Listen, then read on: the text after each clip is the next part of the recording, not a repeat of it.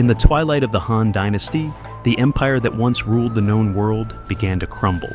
War, famine, and betrayal tore through the land like wildfire.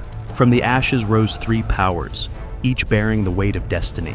In the north, Cao Cao, the warlord of iron and intellect, forged the mightiest army the Middle Kingdom had ever seen.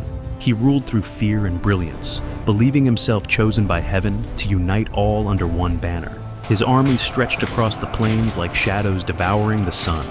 To the south, Quan, young yet unyielding, guarded the lands of Wu, his fleets resting on the deep green waters of the Yangtze. His people knew the river as their lifeblood, and he vowed that no invader would ever cross it. And far to the west, wandering through dust and ruin, Liu Bei, the last heir of Han, sought not conquest, but righteousness. His heart carried the burden of a dying dynasty, his eyes fixed on restoring the light that had faded from the empire. Between them lay a nation divided by ambition, blood, and fate. The rivers turned red, the sky dimmed, and the drums of war thundered across the Middle Kingdom. But destiny was not written by kings. It was forged by the fire of men who refused to kneel. And on the banks of the Yangtze River, where the wind howled and the waters burned, a single battle would decide the soul of China. When ambition meets destiny, empires are born or broken. The ambition of Cao Cao. He was called a tyrant by his enemies, but a visionary by those who truly knew him. Cao Cao, a man born not of noble blood, but of ruthless brilliance. Where others saw chaos, he saw opportunity. To him, war was not cruelty. It was order being reborn through fire. As the Han Dynasty rotted from within, Cao Cao rose like a storm. He conquered not only with his sword, but with his mind, bending generals, scholars, and kings alike to his will. His words could charm a court, and his blade could silence it. He saw himself as the destined ruler who would cleanse China of weakness and corruption. From his fortress in the north, his army spread like an iron tide, 500,000 men marching under the black banners of Wei. The clashing of armor echoed like thunder. Their torches lit up the horizon, turning night into day. Cao Cao stood upon a hill, overlooking his endless legions, and whispered to the wind, "All under heaven must belong to me." Yet even a god of war has doubts. He dreamed of a unified empire, yet his path was paved with blood. The poets would call him cruel, the people would call him mad. But in the silence of the night, he asked himself only one question. If heaven refuses to grant peace, then must man not take it by force? As the autumn winds swept across the northern plains, his gaze turned south to the fertile lands of Wu and the river that guarded them. To conquer the south was to conquer destiny itself. And so, with his ambition burning brighter than the sun, Cao Cao began his march toward the Red Cliffs. He did not see rivers or mountains before him, only the final obstacle between a man and immortality. To rule all under heaven is not a dream, it is my right. The Alliance of the South. While Cao Cao's armies thundered southward like a storm without end, the lands beyond the Yangtze River prepared for what seemed inevitable: annihilation. In the kingdoms of Wu and Shu, the drums of war beat softly at first, then louder, echoing through bamboo forests and across the misted waters of the great river. The south was beautiful, but beauty rarely survives ambition. Quan, the young lord of Wu, stood upon his balcony overlooking the river that would decide the fate of China. He was heir to his father's legacy, a kingdom of sailors, merchants, and warriors who had carved their survival from the southern wilds. But even he knew that courage alone could not face the storm that was coming. When word came that Cao Cao commanded nearly 800,000 men, Quan's council fractured. Some urged surrender, others whispered rebellion. Then entered Zhou Yu, the brilliant general whose grace on the battlefield was matched only by his intellect. Calm, radiant, and mercilessly strategic, he faced his lord and said, "If heaven favors the brave, then let the Yangtze be our sword." At that same time, far to the west, the wandering strategist Zhuge Liang Kongming arrived at Wu as a messenger of Shu. His voice was soft, but his mind burned like lightning behind the clouds. He spoke not of war, but of balance. If Cao Cao unites the north and south, he warned, then the world will kneel to one tyrant. But if the south stands together, heaven itself may tip the scales. That night, under the pale moon, two kingdoms joined hands. Wu and Shu, once rivals divided by pride, now bound by the thread of survival. The oath was sealed not in words, but in silence. On the riverbank, Zhou Yu and Zhuge Liang stood side by side, their gazes fixed on the horizon where the fires of Cao Cao's camp flickered like stars. Zhou Yu broke the quiet. "We will not fight him on land. Let the river judge his ambition." The alliance was fragile, a pact of necessity rather than trust. But beneath the surface ran something far deeper: respect. For the first time in generations, heroes from opposite lands looked upon one another and realized they were not fighting for kingdoms. They were fighting for the soul of China. And as dawn rose, the mist over the Yangtze seemed to whisper a prophecy. The flames of the south will burn the empire anew, fire and wind. The river was still, deceptively still. Under the pale winter moon, the waters of the Yangtze glistened like black glass, holding its breath before destiny unfolded. Across its vast expanse, the camps of Cao Cao stretched for miles, a sea of banners fluttering in the cold northern wind. Hundreds of warships, bound together in tight formation, stood anchored like a floating fortress, an empire on the water. In his command ship, Cao Cao smiled. He believed himself untouchable. "The south hides behind rivers," he said, "but water cannot stop fire from heaven." To him, the river was no obstacle. It was his path to eternity. But far to the south, in the camp of Wu, another kind of fire was being born. Zhou Yu, the master of both war and art, stood before his men. The flickering light of torches danced upon his armor as he stared into the night sky.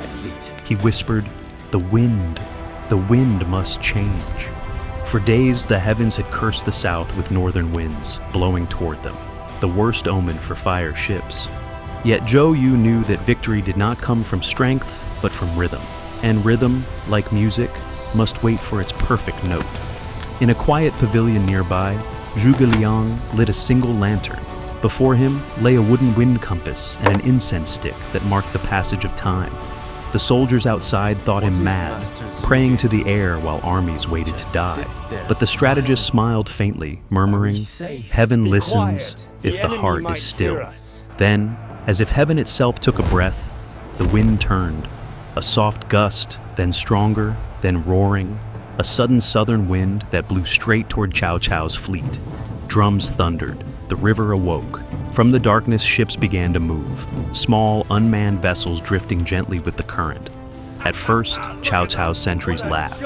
Then came the sound, faint but growing, the crackle of burning pitch, the whisper of sails aflame. The first ship struck, then the second. In moments, the entire horizon erupted. Flames leapt from ship to ship like divine serpents, devouring wood, rope, and flesh alike. The wind howled, Zhuge Liang's wind, Zhou Yu's fire, heaven and earth conspiring as one. Cao Cao's mighty fleet became a floating inferno.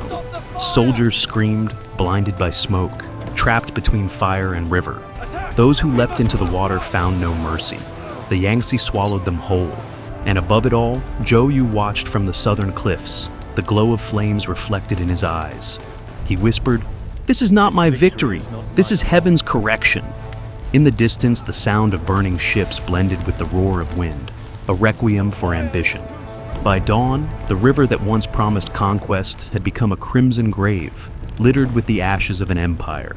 Cao Cao escaped through the smoke, his once golden armor blackened, his empire shattered.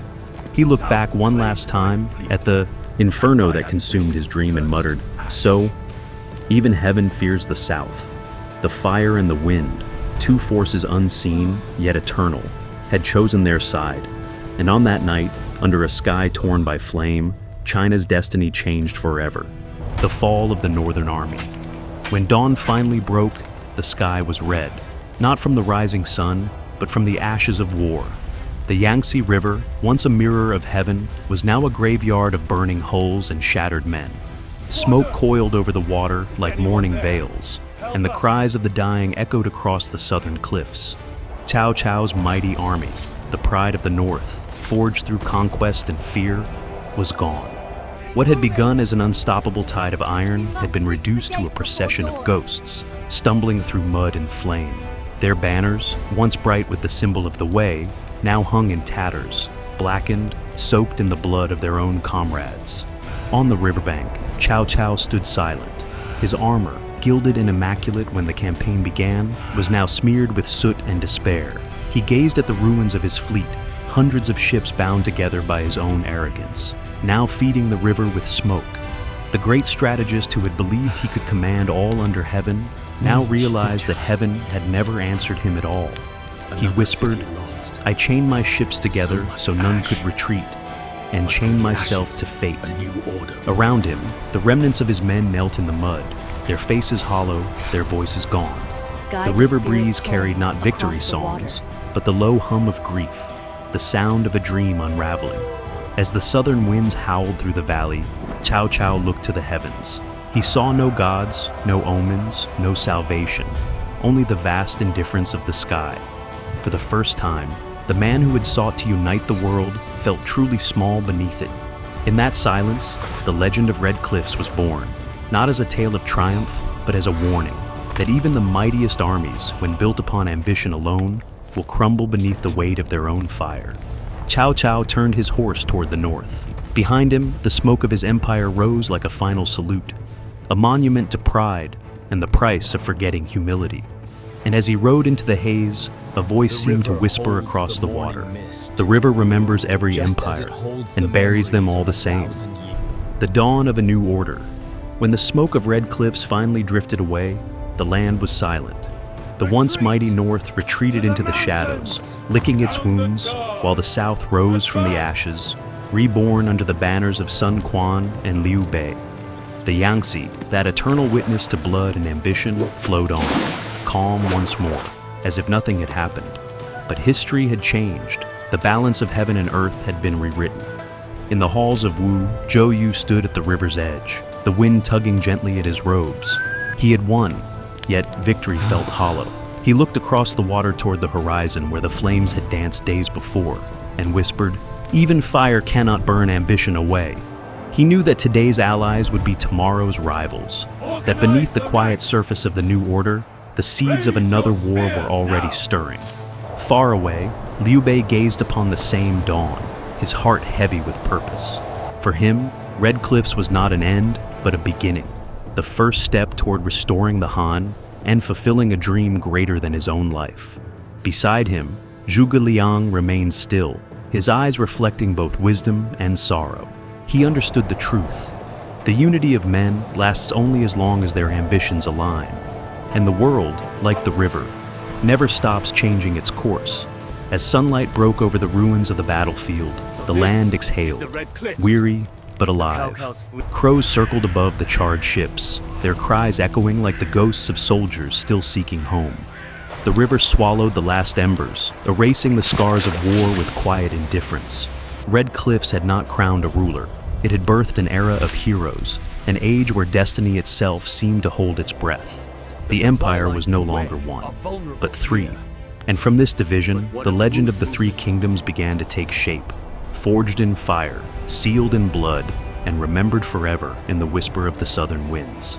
The war that shaped an empire. In the chronicles of time, the Battle of Red Cliffs stands not merely as a clash of armies, but as the turning of an age. It was where ambition met destiny, where fire and wind rewrote the fate of an empire. From the ashes of defeat rose new powers, new alliances, and new dreams that would echo for centuries.